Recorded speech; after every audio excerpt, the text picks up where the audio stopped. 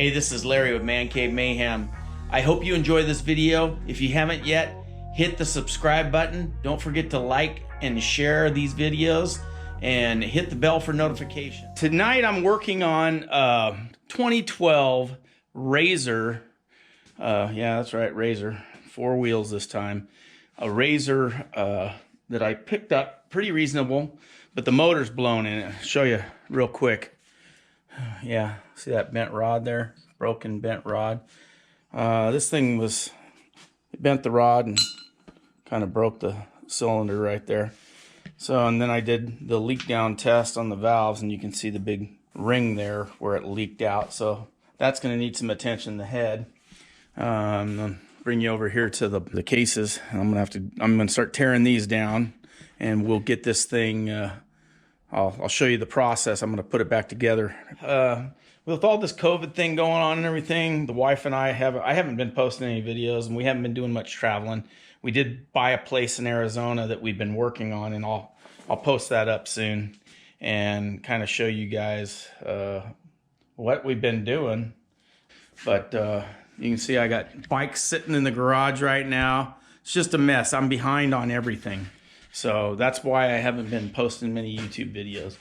But we're gonna get working on this. It's a nice little side-by-side. It was well taken care of, other than the fact that they didn't take care of the motor. But the exterior of it and everything else looks pretty cherry. The parts, I got some parts in the hot tank. I got the push rods and the roller rockers in there, just kind of getting cleaned up. I wanted to show you guys this oil.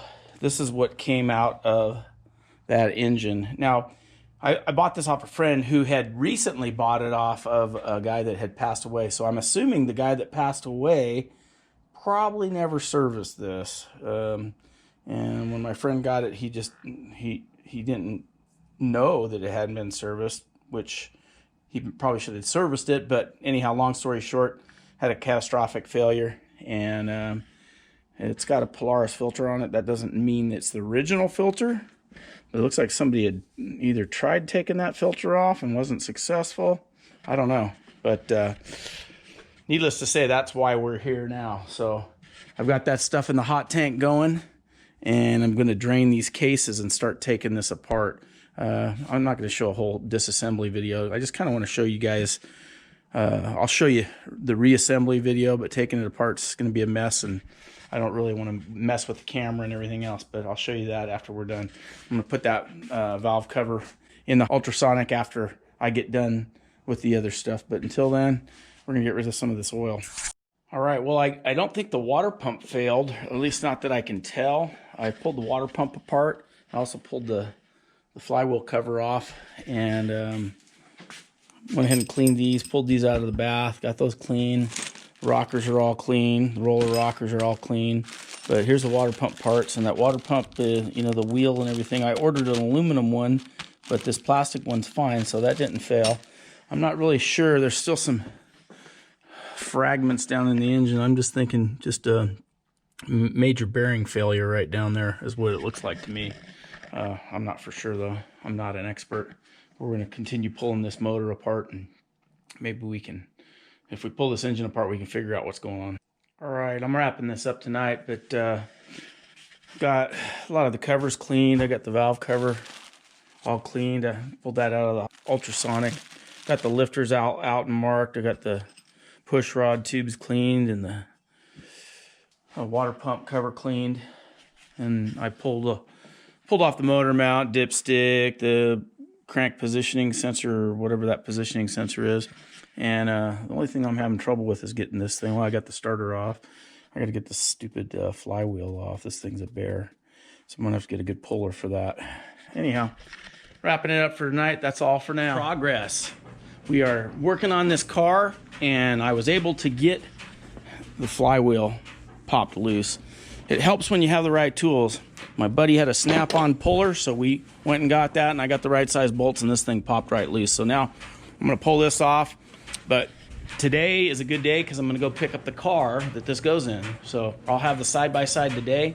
I'll give you an overview of it, but maybe I'll take you along, show you where I'm getting it. Let's go. Well, I'm just driving back from picking up, I don't know if you can see back there, But yeah, I got the car, so now it's just a matter of getting, and it's just a matter of getting it all fixed and put back together. The guy that I bought it from is a real good dude, so I was able to, he gave me a pretty good deal, I think, anyhow. So we're gonna go through that motor and hopefully get this thing back together pretty quick, and I'll show you guys the process on how that's done. But yeah, I'm kind of excited. I think it's gonna be a good deal, and I'll go through everything with you when I get back. Right now I'm trying to drive, so anyhow, I'll keep you posted. All right, here it is, my little basket case, along with all my other basket cases. Yeah, you'd think I'd learn, but anyhow, I kind of get sidetracked. But this should be a cool little project. I hope to get it done real quick. So hopefully I don't leave you guys hanging on it. Yeah, it's got a lot of extras. It's got a little stereo up there. But I'm gonna have to figure out how to put this thing together. So, new project, new fun. Give you a walk around on here. It's got a custom made little toolbox for the back. And like I said, all the parts are in the back of the truck. So we'll see how it goes. I'll keep you guys posted. Well, I got the car off the trailer now. I've been cleaning it up a little bit. I realize that, you know, once you get it out in the dirt, it's gonna get dirty. But I thought I'd give it a once over while everything's torn out of it. So I've been kind of cleaning it. There's the clutch and assembly and everything, and the belt. I'm gonna buy a new belt for it and start fresh and use that as a spare. This thing's got dual batteries in it. I guess, I don't know if they came with dual batteries or if that was an aftermarket thing that somebody did. Don't know that much about it, but he put a lot of money into this thing, and obviously it's kind of an outdated machine, but it'll be perfect for what we want to use it for, and that's just running around in the desert. You can see it's missing a motor, so I just got to get that fixed and throw it back in. And I'm also going to check that rear end out, because they say that there's an inherent problem of those grenading because of a pinion nut, but we're going to get that taken care of as well. That's all for now. Talk real quick on this engine rebuild. When you're rebuilding an engine, I've learned from experience, just because I'm old and I've made these mistakes before. I used to get all excited and I'd tear something apart and have bolts everywhere, and then I'm like, oh, where does this go? So what I've learned over the years, and you guys might want to do this, I'm sure you guys, most of you guys that know how to rebuild engines do, but if you're just doing it for the first time, I usually, what I get is some Ziploc bags, cheap Ziploc sandwich bags, and a Sharpie, and then as I'm taking bolts and nuts off, I mark where they came from. And then that way, if I don't get to that engine for a while, I at least know where those go, the nuts and bolts go. Also, I like to lay out a working space, and my garage is a train wreck right now, so I kind of lay out a space so I can put all my parts out and lay them out in order. And as I clean them, I lay them out. This one's going to be cleaned, the head. I'm going to pull it apart. But right now, I'm working on getting this engine apart, and you can see what a mess my bench is. So I kind of moved everything over here because I'm limited on time. And so that's what I'm doing right now.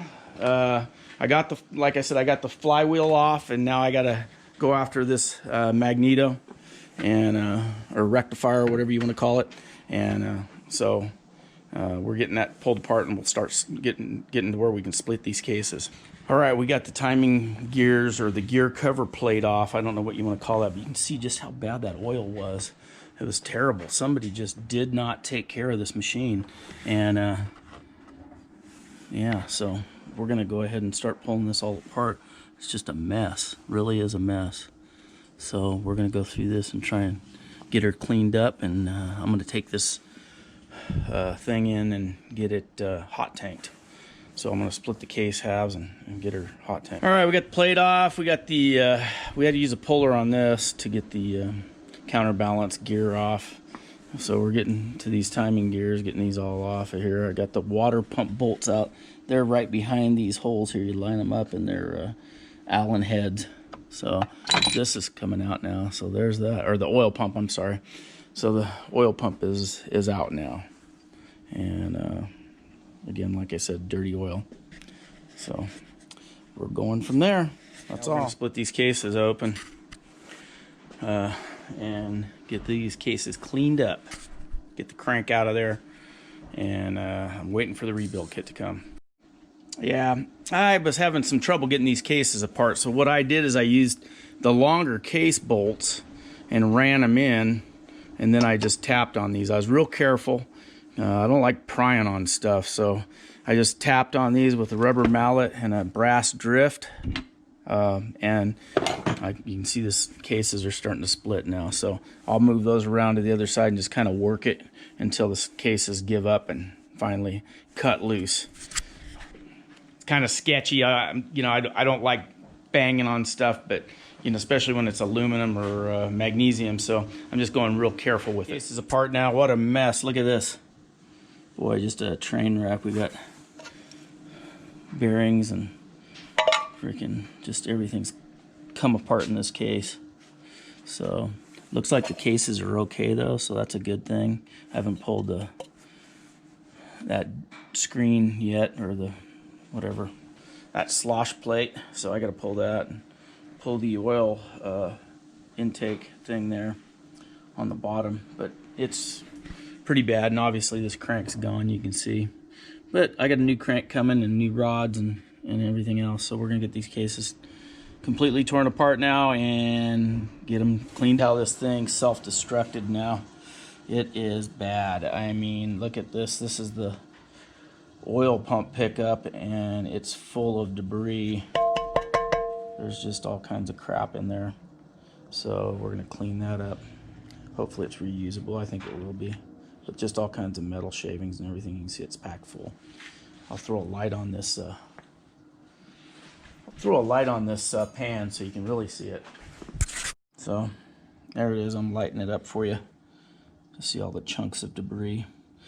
Thank goodness it didn't blow out the cases anywhere. That's a good thing. So I did bend this a little bit. You can see where it bent that. But I think we'll be okay. And this thing is just, look at that, packed full. I'm waiting for the rebuild kit to go through this cylinder head. I'll clean this cylinder head up. But I got everything laid out. I'm gonna clean the cases now. They're pretty dirty. Clean these covers, or the cover, and we'll start getting this thing back together. But it's cold today in Southern California, so I'm gonna be taking it slow. Still waiting for parts. I got some got these things cleaned in my ultrasonic cleaner, and they came out really nice, real clean. So that works really well. I still got to put this part in, get that cleaned, but still waiting on parts to assemble this thing, but it should be coming soon. I've been waiting on engine parts. I got a new battery for this car. They were running two really small batteries in here, but I got the battery that it required. It's a glass mat battery, a gel battery. So, and I checked everything out. The car itself has 3,100 miles on it, which I don't think it's too bad. It just, the engine wasn't taken care of very well. So hopefully that will be changing soon when I put a new motor in it. Yeah, I had 3,304 miles on it total. So, and I'm just labeling up some of the electrical stuff and getting things, finding out where all the wires are going, because obviously somebody else installed all this. So I like to know what's installed in my rig, and so that's what I'm doing. I'm going through that now. This is Larry with ManCave Mayhem. This is the end of part 1 of the RZR Resurrection. Part 2's coming soon, hopefully within the next couple of days. Keep an eye out for it. If you haven't yet, hit that bell for notifications. Don't forget to like, share, subscribe, and just remember, I'm just a man in a cave causing mayhem. Thanks again for watching. Thanks for being patient. More videos to come. Lots of changes, lots of cool stuff. You guys stay safe and be happy.